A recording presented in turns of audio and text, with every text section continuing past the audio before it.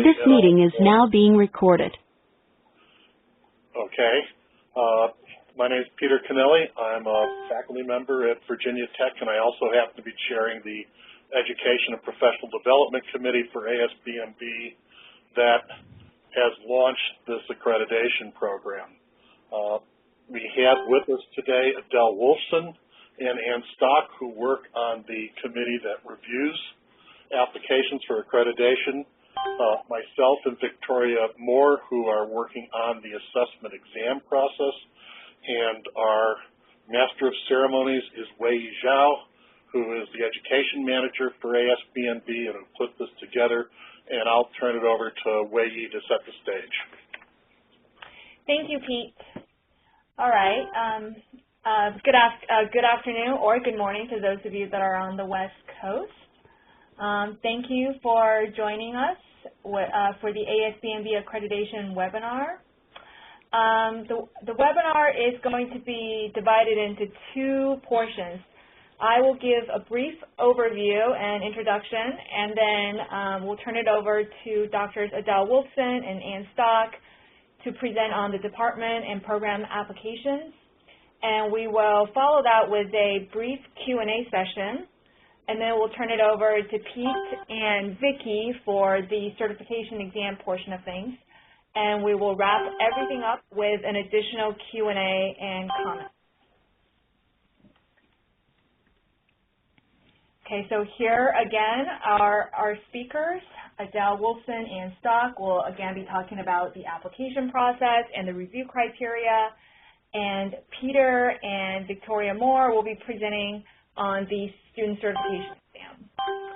And during this whole process, if you have questions, if you look up to the top of the screen, there is a little orange and a gray bubble with a Q and A underneath that. You can type your questions in there, and everyone should be able to see the questions, and we will, during the Q&A sessions, answer people's questions.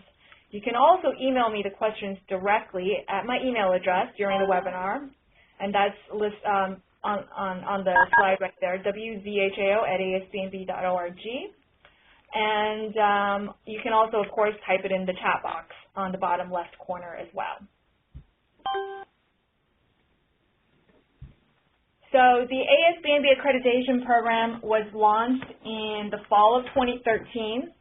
We have since had 2 rounds of applications and reviews, and 14 departments or programs have received ASBMB accreditation thus far. And this past spring, we actually administered our very first certification exam, and about 150 students from the schools that have been accredited took the exam, and about 30% or 46 students have actually graduated with certified degrees this year. Our next application deadline for program accreditation is October 15th, and the deadline for application comes around every 6 months. So once the October 15th deadline is passed, the next one after that will be March 15th. And for those of you that are interested in submitting an application either in the fall or in the spring, I would highly advise everyone to check our website. And before you put your application documents together, as our guidelines are updated as needed, and we're constantly trying to make this process easier for everyone. So the accreditation website is listed right there. It's asbmb.org/accreditation. All right, so and then I will turn it over to Adele. Great. So thanks, Wei Yi, and again, I want to say good morning or good afternoon, depending on where you are. And again, I want to welcome you and thank you for your interest in the ASBMB accreditation program. As you heard, my name is Adele Wolfson. I'm at Wellesley College, and I'm chairing the subcommittee which is working on program accreditation. So as you know, if you want your students to have their degrees certified, your program must first be accredited. You've seen that that's the first step that occurs for student degrees. But in addition to that requirement, whether or not you're planning on having your students take the exam, and especially in this early period when we've just been doing program accreditation before the exam was even ready, we think that there are a number of benefits to you and your institution by getting your program accredited.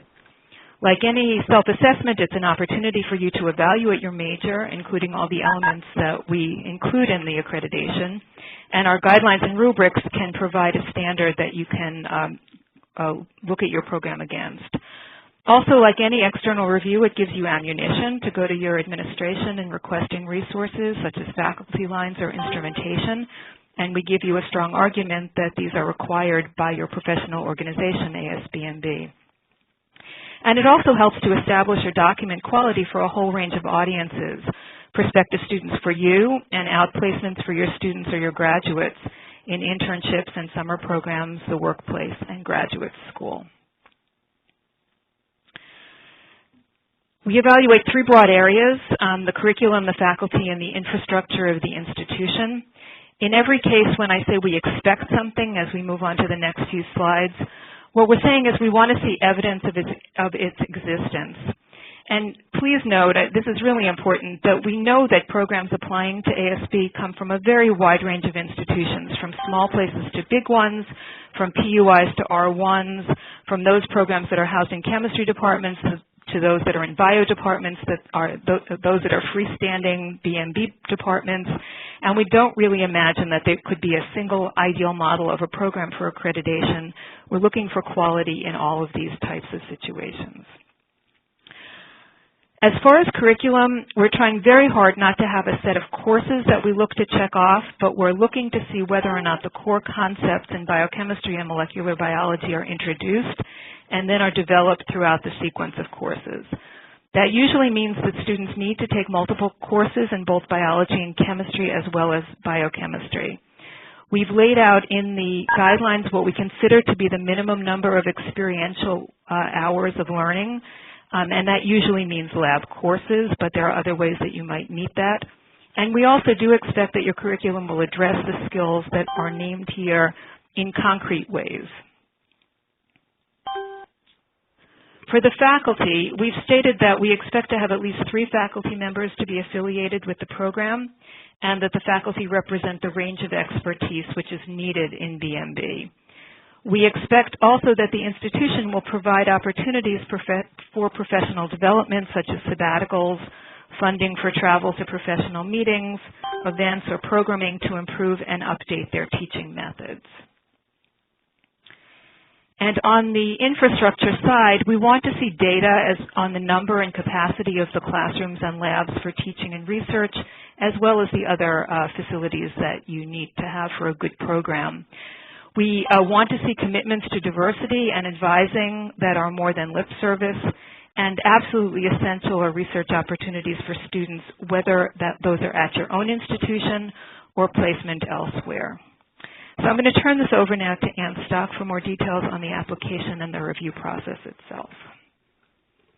All right, so my name is Ann Stock. I'm at Rutgers University Robert Wood Johnson Medical School, and I'll be continuing on with a description of the application and review process. As we already covered, there are 2 deadlines per year on October 15th and March 15th, so we have a deadline coming up in the very near future. We request that everyone review all of the guidelines during the application process and make sure to include all items on the checklist. For those of you who have not yet visited the website, it is the primary resource. The ASBMB website accreditation page gives extensive details about preparation of the application. There are templates on the website for use in preparing the application, and we encourage everyone to use the templates as directed. If you have questions as you fill out some of the templates or answer some of the questions in preparing certain sections of the application, we now as well on the application or accreditation website have some example applications that can be used as a guide for the type of information that can be supplied in the particular areas. Once the applications are received, they're reviewed by a team of faculty and industry representatives. Right now there's 10 members on the committee. You can see the names of the committee from the website under the contact page on the website. And as you'll see from the list of individuals there, it's a very broad distribution of faculty and industry members. We've tried to represent from academia schools of very different sizes and orientations. So the committee sort of reflects the types of applications that we expect to be getting from a very broad range of schools. And finally, I want to just cover the potential application decisions that can be made. Applications can be approved for 7 years. That requires that during a 6th year, if one is interested in continuing the application, that an application be submitted for renewal if one wants continuous certification. And we can also have applications be approved provisionally for 3 years. This would be under a circumstance where most of the criteria for accreditation are met, but there may be some areas, minimal areas, where we want to see some improvement, and it's especially important for new programs that are just getting started. We also have a category of deferral of applications. If an application comes in and is missing important information that we believe to be essential for the review, an application can be deferred until the next round. So we'll continue on then with frequently asked questions. Are we seeing? Okay, so yeah, you have to actually scroll to the next. It's now. All right. So on our accreditation page, there is a facts page that goes over some of the frequently asked questions that we have. One of them being, if our program was not granted accreditation, what steps can we take to appeal the decision? And the answer to that is that the application can be resubmitted in the next round with a letter outlining the response to the prior evaluation. Another frequently asked question is, can a department request accreditation for multiple tracks or programs in a single application? And this does, in fact, occur when there are different tracks or perhaps different programs, for instance, in a biochemistry department and in a biology department that would both cover biochemistry. And departments can indeed request accreditation for multiple tracks. For the types of information that are applicable to both tracks, they only need to be answered once within the application. But for any criteria that would be individual to the track, especially the curriculum information, that needs to be addressed separately with separate forms. And finally, we frequently are asked whether 400 or more contact hours of experiential learning is required for accreditation. And the answer is yes. We believe that 400 hours are important to be covered within the curriculum. As Adele just mentioned, this is usually done through laboratory classes, but there are other ways that programs can meet this criteria.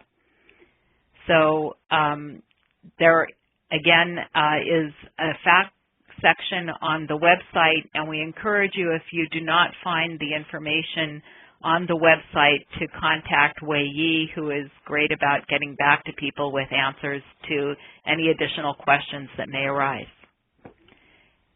Thank you, Anne. And we are going to go into our first Q&A session. It looks like people have already started asking questions. Can everyone click on the Q&A little button that's at the top of the screen, and you'll be able to see the questions.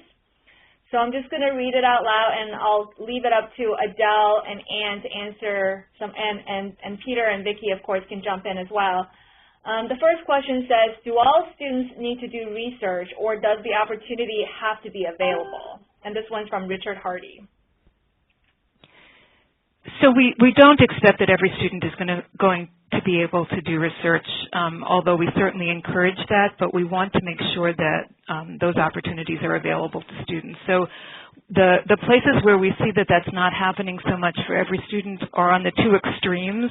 So very large schools sometimes can't find a way to accommodate all of their students, and very small schools sometimes don't have enough research space or don't have enough faculty available who can supervise student research. But we do look for inquiry-based learning as much as possible, so that if they're not actually doing research, that there might be research-like courses that they can take. I don't know, Anne or Pete, if you want to say anything further about that. I think that does cover it. Obviously, we understand that at really large schools, research opportunities are maybe not going to be available to all students, but they should certainly be available in some form to some. And this can be satisfied not necessarily by having research programs at the institution itself, but even through facilitating students to hook up with summer research opportunities at other institutions or internship programs, etc. And this is Peter Cannell. I'd like to just clarify one thing about the 400 hours.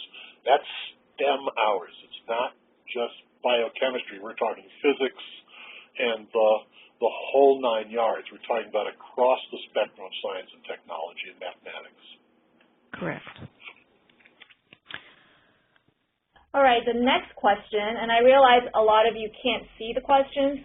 This is probably because when you ask the question, you actually have the option to either pose it to the entire group of us, or just to me or to the speaker individually. So I will just read the next question.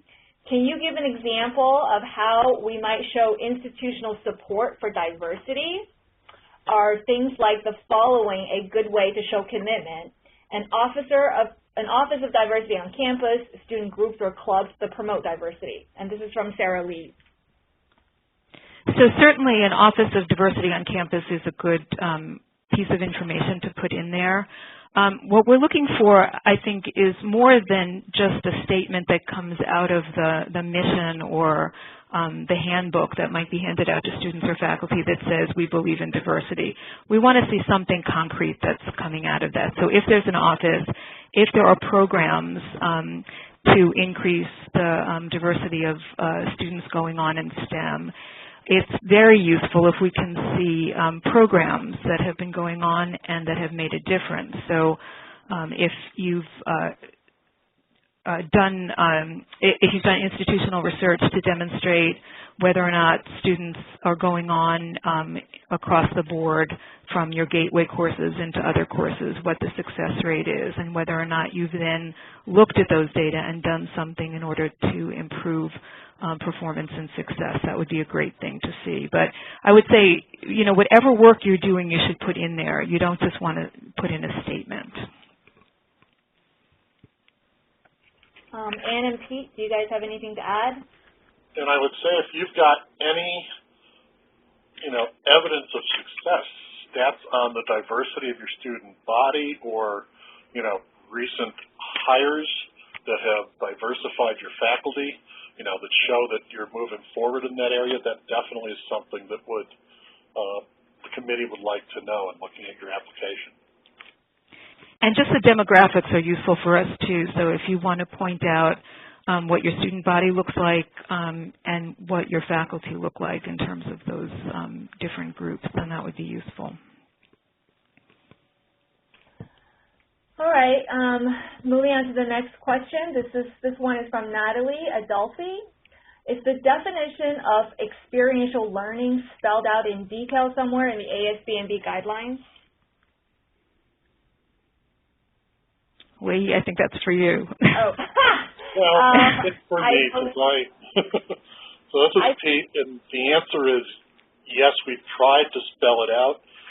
We recognize that there are lots of different ways to get experiential learning besides the traditional, very structured cookbook lab courses, internships, capstone experiences,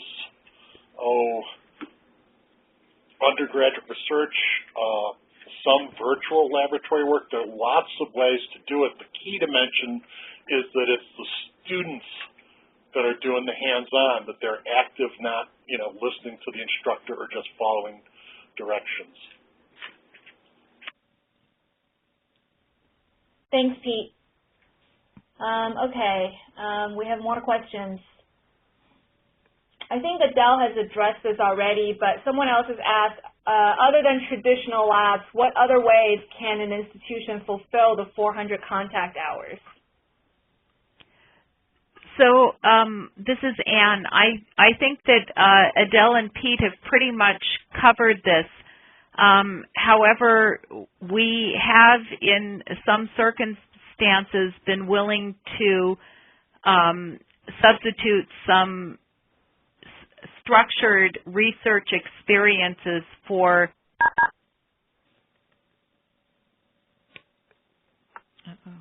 I think we just lost Anne over audio.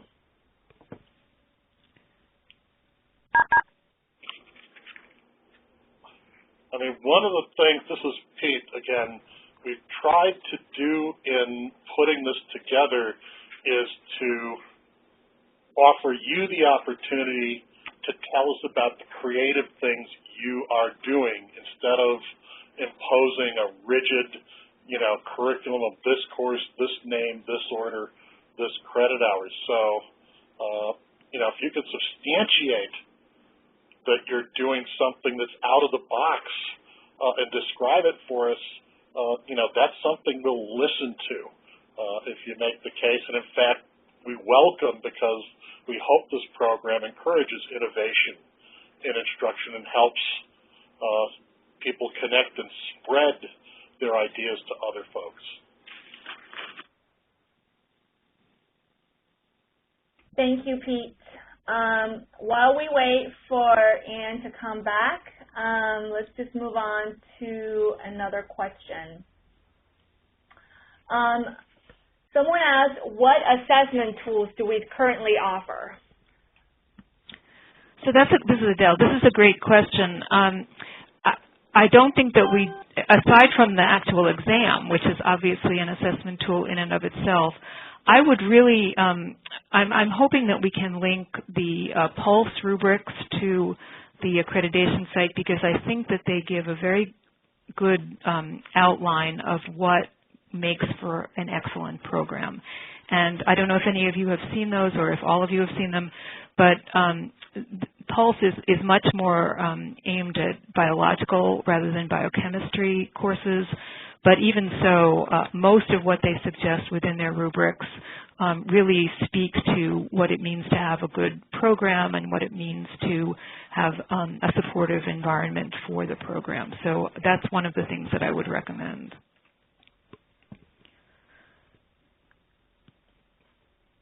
Okay. Thanks, Adele. All right. So I have another question here. And this is, okay, so someone asked, will the core concepts in the accreditation guidelines be adjusted in the future to align more with the foundational concepts that have been described in the ASBMB BANBAD article? Pete, I think that's for you. Oh, yes, this one's definitely for me. Yeah, we stubbed our toe here in that we built a set of core concepts, and the BANBAD articles did not mirror that 100%.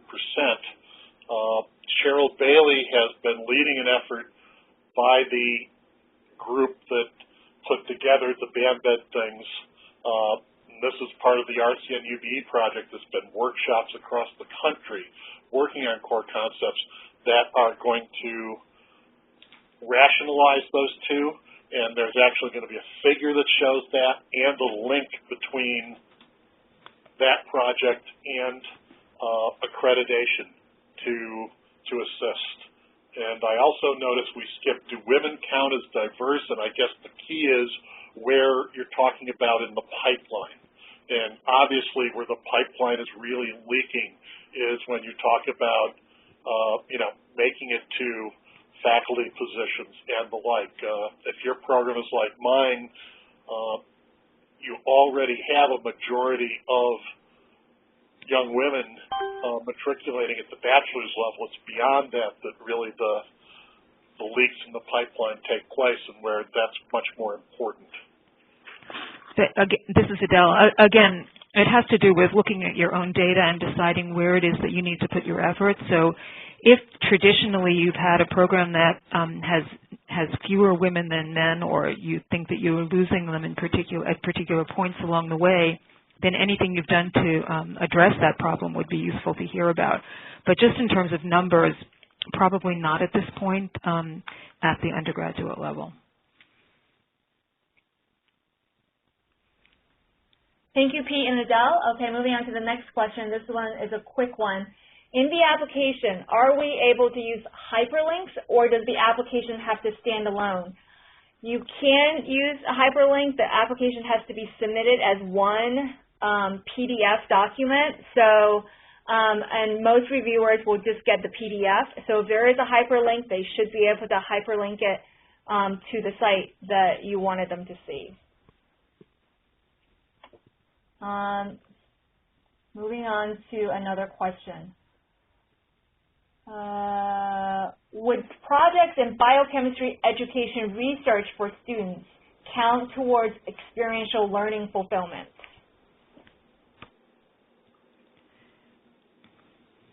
Adele or Pete? Yeah, I'm thinking about it. My first reaction was absolutely. I mean, I think that they count within the research requirement, or the opportunities for research. So those are certainly research opportunities that we would welcome for students, because if they're being posed as real research problems, then they fulfill the same needs as a bench research project. We do want people to have hands-on experience in the lab, though, so I'm not sure that I would count them within the 400 hours of experiential experience, but I certainly would count them as research opportunities. I mean, I guess I would say that,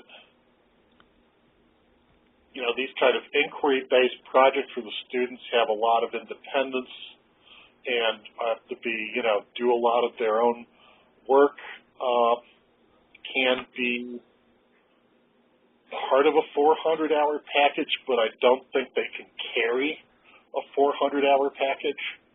And I know there are a couple of people who've asked questions about, contact hours versus credit hours. We were very, very deliberate in the word contact hour. It's the time the students actually spend doing things. I know at most universities, 3, 4, 5, sometimes 6 contact hours count as only a single credit hour. So there's no uniformity of definition for credit hours. So we're asking you, if the people are in lab 3 hours a week for 15 weeks, that's 45, and go from there. Mm-hmm. Yeah, and I guess I would just add to what Pete just said about these education research projects. If some of that is spent in, data analysis, then that's equivalent to data analysis that you might do in any kind of research lab. But again, we certainly would like to see some hands-on lab experiential learning as well. Yeah, I think Adele hit the nail on the head. It's about gathering real data and analyzing real data, not, a term paper, so to speak. Great, thank you. In the interest of time, I think we will go ahead and move on to the second half of our presentation, which will be presented by Peter Kennelly and Vicki Moore, and the two of them will be co-presenting on the certification exam. Okay, so I get to start off because I'm bigger and meaner than Vicki is. We wanted to put together a program where students were certified, where they got a credential that was based on performance. And in so doing, also to provide evidence, feedback for people, for instructors, for educators in terms of looking at whether or not what we think we're doing, communicating to our students, are really being effective at it as teachers, as instructors, as mentors. And so we're using an evidence-based evaluation, which means an exam. One of the things this does is I think it adds gravitas to the credential for the students. It gives students a credential that's independent of the name recognition of the program. And I know that if your institution is like mine, assessment that's independent, that's from outside, is very, very important now. It's something that your national accrediting bodies, your deans, your provosts are requiring, and so this instrument, since it's developed independently, it is scored independently, it is administered nationally, we think really serves a need for your institutions.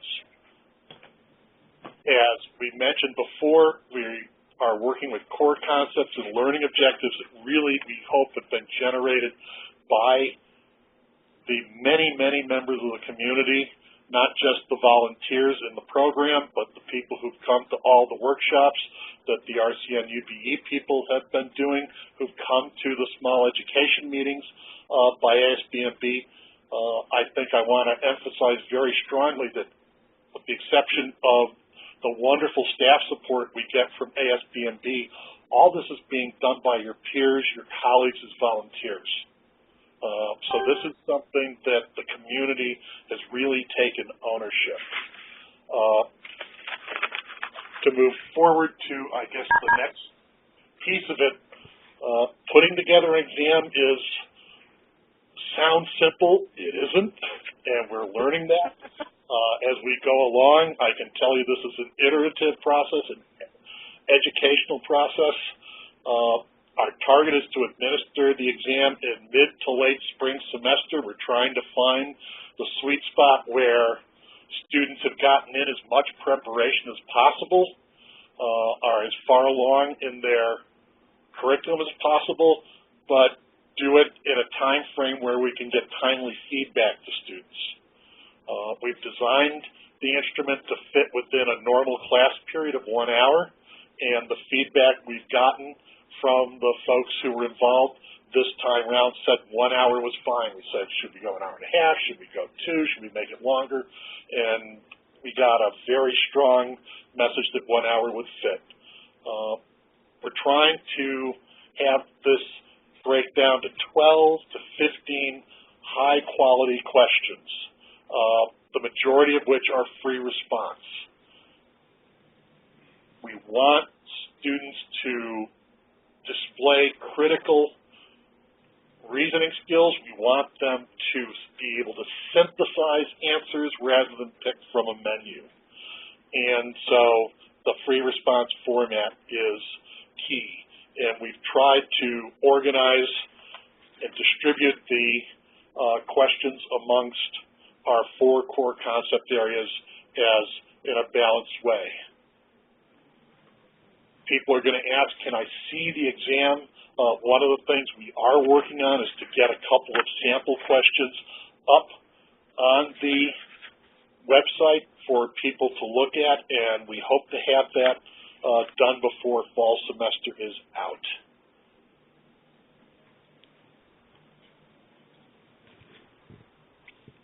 So the people involved generating the exam are folks like you and me. We've done our best to construct and select questions by vetting through a large group. We've got 24 people. We are piloting questions, and we are building into the program a piloting function to vet questions to move forward. I can tell you that the exam we used this year looked nothing like the first exam we piloted. We learned a lot that way. The scoring criteria we use, we'll talk about in a little while. We use a 3-point scale plus a 0 for people who don't respond or, basically scribble or put something down that just doesn't address things. One of the big efforts that we make is in scoring the exam, and that involves a lot of volunteer work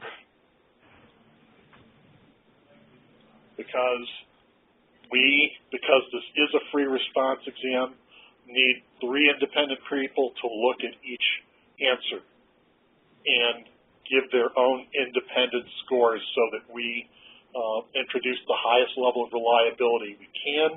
I can tell you that when we see issues with inter-rater reliability, we go back and review the rubrics, review the question, and rescore to try and address those issues. And I think that brings us up to Vicki talking about what our experiences have been with the 2014 exam and moving forward to 2015.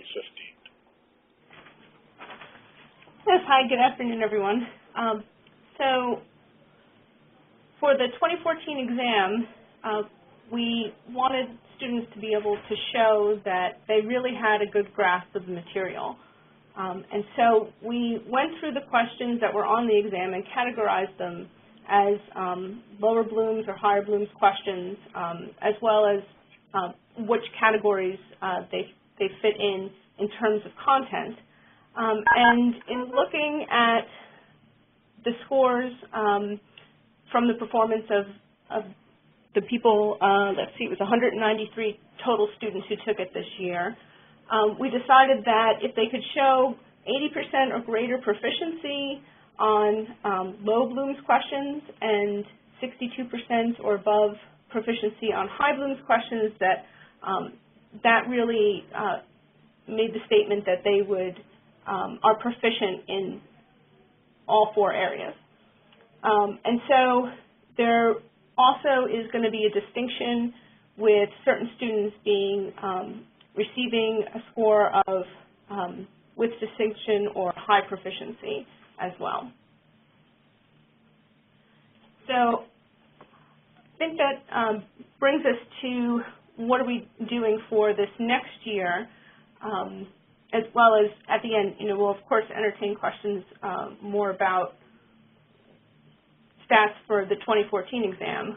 But for this next year, will there be a fee? And the answer is yes, and kind of as Pete had mentioned, this takes a lot of manpower and man-hours, and so we have to get the teams together to conduct the planning, evaluation, putting the final exam together before it gets sent out, and then of course the review and the scoring, which takes some time, as well as the staff that's at ASBMB, as well as insurance.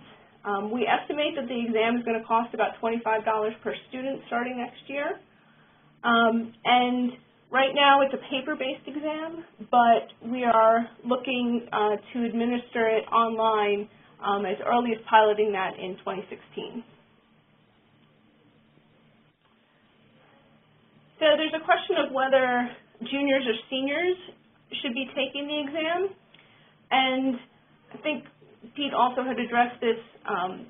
We want the students to be as well prepared in terms of having already received the information that they're going to be assessed on in the classroom.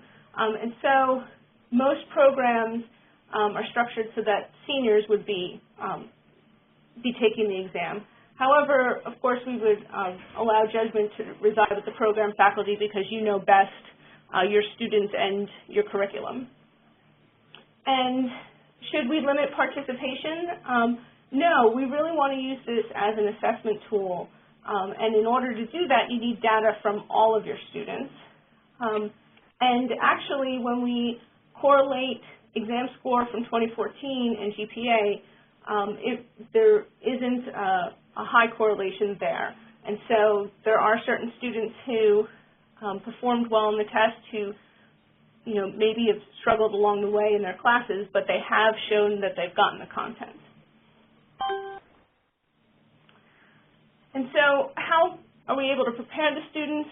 I think it was mentioned that we're hoping to place some questions up on the website, but utilizing the resources on the website, the sample questions, and we're going to consult learning outcomes. They'll be posted soon, as well as reading publications in BAMBED that summarizes the RCN-UB workshops, as well as becoming part of the team that helps develop and score the exam. I think we have a lot of people assembled already, but the more exams that we administer, the more people we're going to need. And I think he was correct in saying that the community and your colleagues have really embraced this idea, and that there's really diversity of faculty from all across the country at different size institutions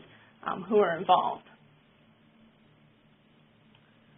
And so I think that takes us to questions about the exam specifically. Okay, thanks, Vicki. So we do have one question that someone has already asked. Some of our seniors graduate early at the end of the fall semester. Will the exam be available in the fall at all? At present, no. The logistics of preparing questions and vetting them is just too massive for us to do on a voluntary basis. However, as we build our question bank and as we hopefully work to get this available online, we may have other options available, but for the next 2 or 3 years, we're limited to one round only per year. And will the score be broken out into sub-disciplines to track the nuances in biochemistry programs? The feedback that the institutions get is broken down by question. So we show you the distribution, the aggregated scores, and distribution for your students who took the exam for each question on the exam.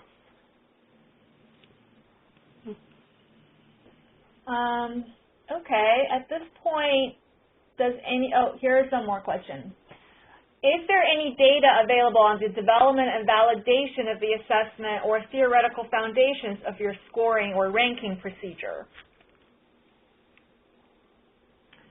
Well, I think it was mentioned that 3 independent scorers score every response of every student, and we had some statistical analysis to look at inter-rater reliability. So I think that is one layer of kind of validation of at least how we're scoring. I don't know, Keith, do you have anything? I mean, I'd say 2 things. First of all, when we talk about the things we're trying to address in terms of learning outcomes, there have been literally hundreds of people involved in developing them through the RCN-UB process. The second part is, in order to evaluate data, we got to generate data. And so at this early stage, we don't have as much data as we would like. As I say, we're building in a piloting system now where we're going to embed some pilot questions in future exams to overcome this weakness, but at this point, no, they don't have a large mass of previous data on things. We felt that we needed to capture the momentum of getting this program online rather than wait 2, 3, 4 years to build up a lot of pilot data. I'd also add that in this next iteration, we're going to be trying to consult with people or bring in people who actually have some background on how to write questions and how to best propose situations so that students will be able to understand the question and actually answer what we're asking. So I think in that way, we're trying to approach it from the standpoint of making it more like, you know, national exams, like people who put together the AP exam or other things like that.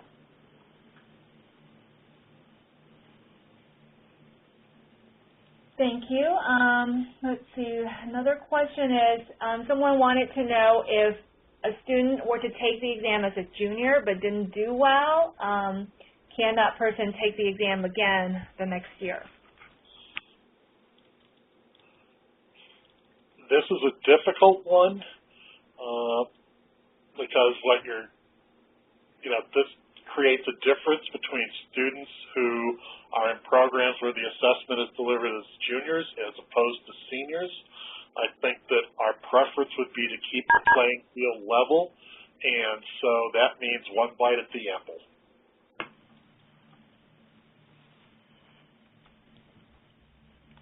And Pete or Vicki, so the exam will be delivered in the spring, but someone wanted to know, when will the scoring take place?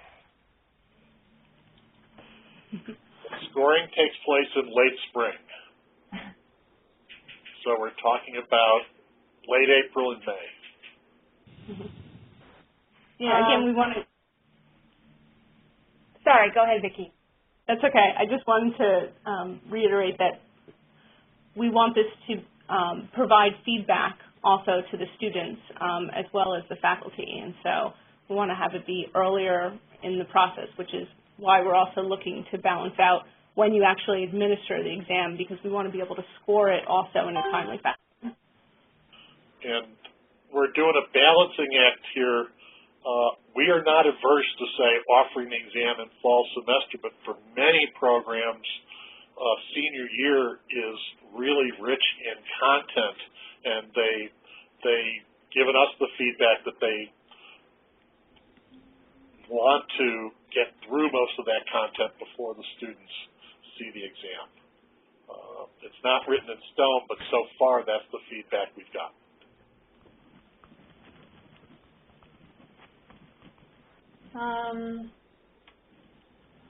Okay, someone else asked a question of building flexibility into the exam. For example, you might have 10 questions with students needing to answer 8. Students could choose questions that best represent the background delivered by the particular program. For example, perhaps stronger chemistry versus bio facets of biochem. Is this going to be a possibility? Well, it depends, Brian. If enough people volunteer to help us develop those capabilities in future, that might be possible. But, I mean, it's really, as I say, this is community-driven, and if enough people take ownership and provide a strong rationale for doing that, it's something we can consider. What we don't want to consider, though, is creating a situation where students don't have to display breadth across biochemistry and molecular biology. We think that's essential. And so I think the degree to which we want students to pick questions would be limited if we were to go that way.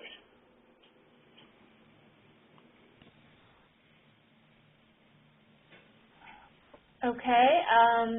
Are there any other questions? I think we've addressed most of the questions regarding the exam at this point. I want to remind everyone that there is a FAQ that's posted on our website online that we will be updating with questions that we find that a lot of people are asking. and answers as well. And then also in the 2015 ASBMB annual meeting, we will be hosting an accreditation session, and that session and that meeting is going to be in Boston at the end of March. So if you're interested in attending, abstracts are due November 6th, and we do offer travel awards to faculty, and those are due November 11th. And you can always follow ASBMB on Facebook, Twitter, and LinkedIn. And of course, to get the most out of the accreditation program, I'd suggest that everyone join ASBMB if you're not a member already. And I will look through all the questions that have been posed today, either via chat or via the Q&A, and collect all of that information, put all the answers together, and this particular session, as well as the questions and answers, will be posted online on the ASBMB website. And I'd just like to follow up on one thing you said, Wei, about joining ASBMB. I hope you see that the members of ASBMB and the leadership of ASBMB are really making a concerted effort to try and address the needs of educators and students, and we hope that you see that this is something you'd like to support, something you identify with. Yes, there's been a lot of volunteer effort, but I can also tell you ASBMB has poured a lot of money into the preliminary stages of this to enable us to get together and do this. And it looks like we do still have a few minutes before 2 o'clock, so I actually do have a couple more questions that people have posed regarding the application itself. So maybe I'll just throw that in and see if Ann and Adele would like to respond to that. Someone asked, let's see here, if a program sends more women to graduate school can this be viewed as a pipeline development? So this is Adele, and I wanted to say thank you. That was I had seen that question earlier after we had stopped answering questions related to the application and diversity, and I did want to respond to that because obviously it is a contribution to diversity of the biochemistry and molecular biology workforce if more women are going to graduate school. And I think this is an example of where I would say use your institutional data, and if you can show that you've been able to increase the number of women going on to graduate school, you certainly should talk about that as a commitment to diversity on the part of the institution. And if you want to compare your data to national data, then that would be another way to think about that. Okay, another question. Our program requires a core selection of courses in combination with upper-level electives for which students can choose from a list of courses with and without accompanying labs. Does the core have to meet the 400 contact hours of experiential learning for the program to be accredited? Or can the program be accredited and the accrediting of the individual degree depend on a particular meeting the 400 contact hour requirement? Oh, that's a mouthful. So yeah, I think not. Ann, go ahead. I think you were going to say something. Well, in short answer, no. We cannot accredit individual degrees. The program itself has to be accredited, and for a program to be accredited, we would like to see that every student within the program has 400 contact hours of experiential learning. That being said, there are some programs that satisfy that by having a certain amount of hours in their core curriculum and then requiring some set of electives that would, for every student, because of the combination of electives required and the requirement for laboratories within those electives, meet the 400 hours for every student. But if there's a way for a student to get around the 400 contact hours, then that would not satisfy the accreditation requirement for the program.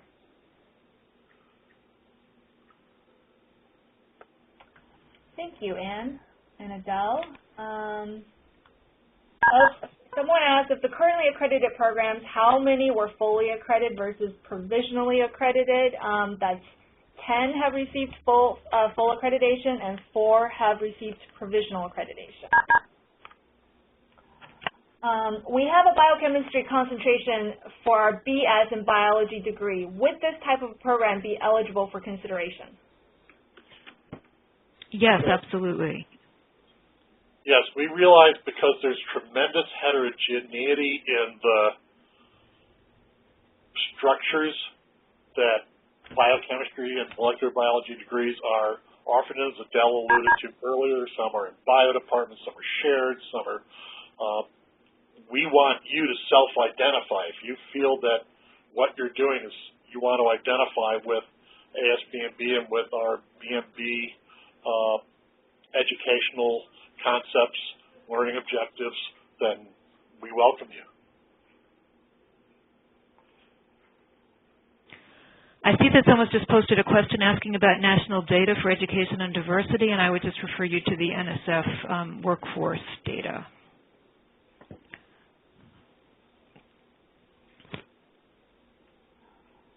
And I did just post also if you look under Q&A now, those of you that asked about the links to the BAMBED articles, I did put the references in the answer section, and that should be public. And I will post the PULSE rubrics on a link to the PULSE rubrics from our accreditation website for those of you that are interested. Okay, I think we've pretty much hit all the important questions. You know, for those of you that didn't get your questions answered, like I said, I will have all the questions, and then I'll post all the answers online along with this video, and you should be able to access it at any time. And thank you, Adele, Pete, Vicki, and Anne. Do you guys have anything else that you'd like to say at this time? Well, we want to thank you, Wei, and also everybody who's stuck it through for the hour. And the other thing I would say is if you have questions that are specific to your program as opposed to more general ones that have been asked here, then if you refer them to Wei, she'll farm them out to the rest of us or answer them herself. Oh, yes. Thanks, Adele. And also, one last thing, if you would like to volunteer to be a scorer or an exam contributor, you can email either Pete or myself, and if you are from, once your program is accredited, we would also encourage you to volunteer to be part of the application review process. All right, with that, thank you very much, everyone, and this concludes our webinar.